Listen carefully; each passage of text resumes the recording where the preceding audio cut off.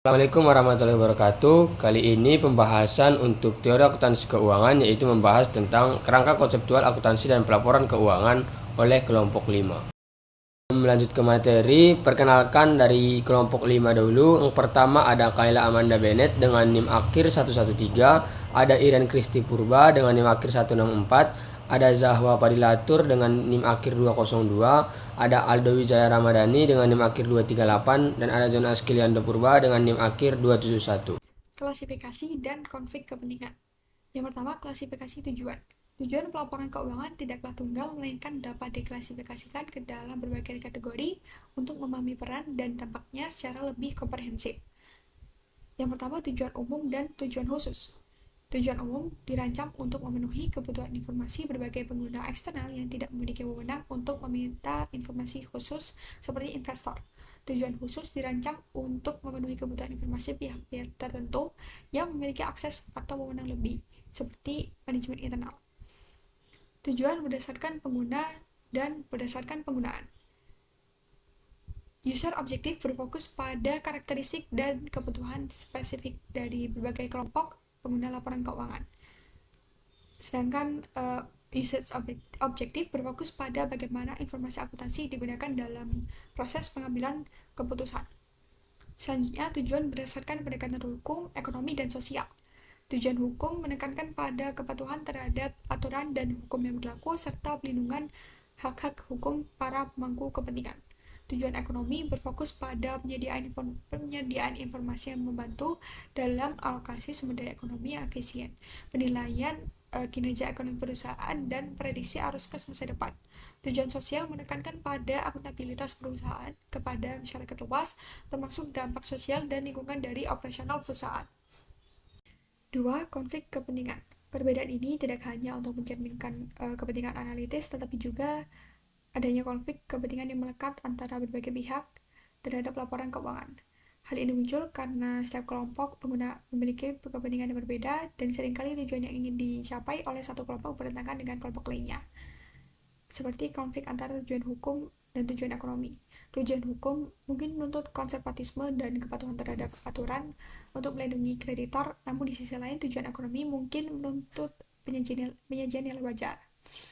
Selanjutnya, konflik antara pengguna internal dan eksternal. Manajemen atau pengguna internal mungkin menginginkan informasi yang lebih fleksibel untuk keperluan perencanaan dan pengendalian, namun investor dan kreditor sebagai pengguna eksternal menginginkan informasi yang lebih andal, konsisten, dan dapat diverifikasi untuk menilai kinerja manajemen. Konflik antara kepentingan pihak. Tujuan sosial menuntut perusahaan untuk transparan mengenai dampak lingkungan atau praktek ketenagakerjaannya, namun dari sudut pandang ekonomi perusahaan, pengungkapan tersebut dapat dianggap sebagai kerugian dari saing atau membuka celah kritik yang dapat menurunkan nilai saham. 3. Implikasi terhadap kerangka konseptual. Yang pertama, kerangka konseptual harus bersifat kompromistis karena tidak mungkin dapat memuaskan semua kepentingan secara bersamaan. 2. Prioritas tujuan. Dalam praktiknya, kerangka konseptual modern cenderung memprioritaskan tujuan ekonomi dan kebutuhan pengguna eksternal. Pertimbangan profesional. Adanya konflik ini menggarisbawahi pentingnya pertimbangan profesional dalam penerapan standar akuntansi, karena akuntan seringkali harus memilih di antara alternatif yang sama-sama valid tapi memiliki dampak yang berbeda. Baik, yang selanjutnya yaitu saya akan menjelaskan tentang pengertian perumusan tujuan laporan keuangan. Jadi, perumusan tujuan laporan keuangan merupakan proses penentuan fungsi dan arah utama dari penyusunan laporan keuangan suatu entitas. Tujuan ini dirumuskan agar informasi yang disajikan dalam laporan keuangan dapat memberikan manfaat bagi para pengguna dalam pengambilan keputusan ekonomi. Selanjutnya ada tujuan laporan keuangan. Jadi secara umum, tujuan laporan keuangan adalah menyediakan informasi mengenai posisi keuangan, kinerja keuangan, serta perubahan posisi keuangan suatu entitas. Informasi tersebut digunakan oleh para pengguna laporan keuangan untuk membantu mereka dalam membuat keputusan ekonomi. Saya akan menjelaskan mengenai kerangka konseptual akuntansi dan pelaporan keuangan. Kerangka konseptual merupakan suatu sistem konsep dasar atau pedoman yang digunakan dalam menyusun dan penyajian laporan keuangan. Kerangka ini membantu memastikan bahwa laporan keuangan disusun secara konsisten dan dapat memberikan informasi yang bermanfaat bagi para pengguna laporan keuangan seperti investor, kreditur, manajemen, pemerintah, dan pihak lainnya yang berkepentingan.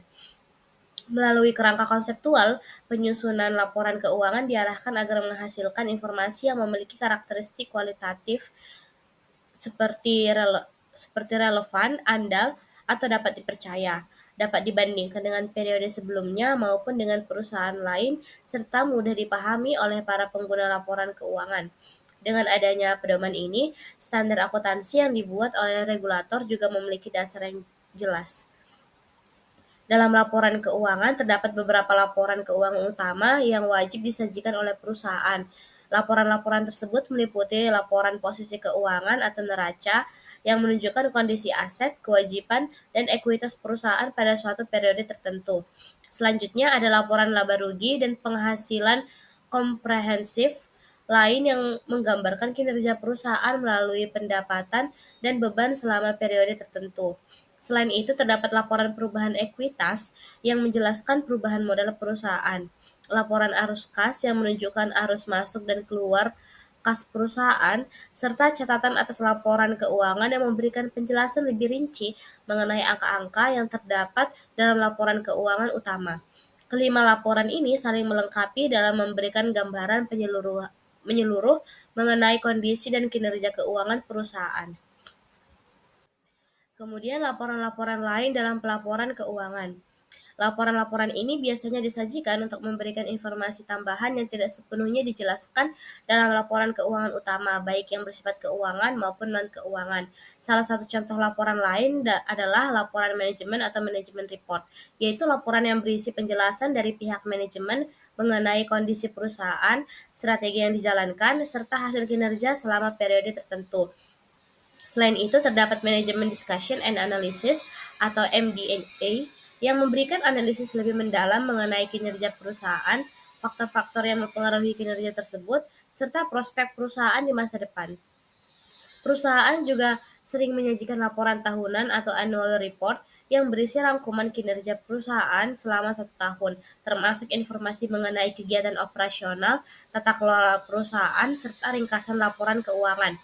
Selain itu, terdapat laporan keberlanjutan atau sustainability report yang menjelaskan kinerja perusahaan dalam aspek lingkungan, sosial, dan tata kelola.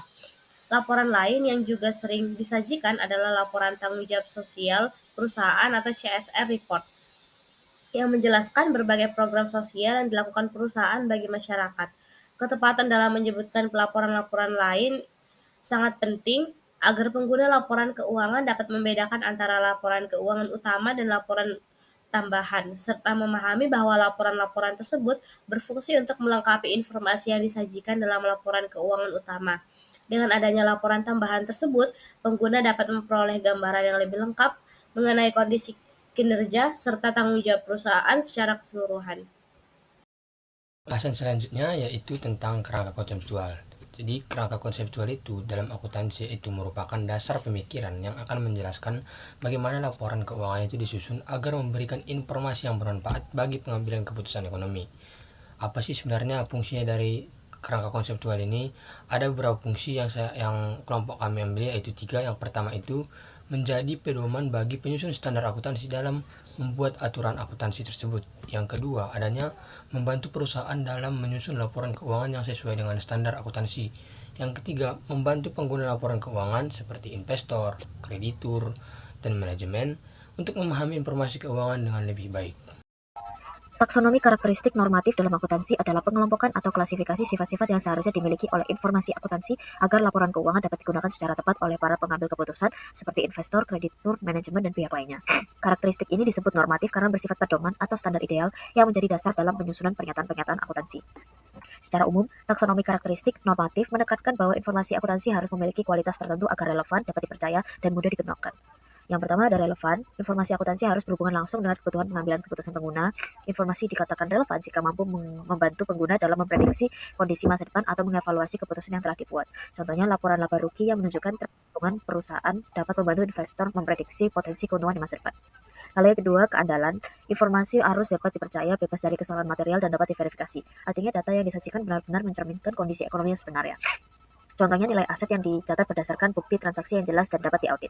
Yang ketiga, dapat dipahami.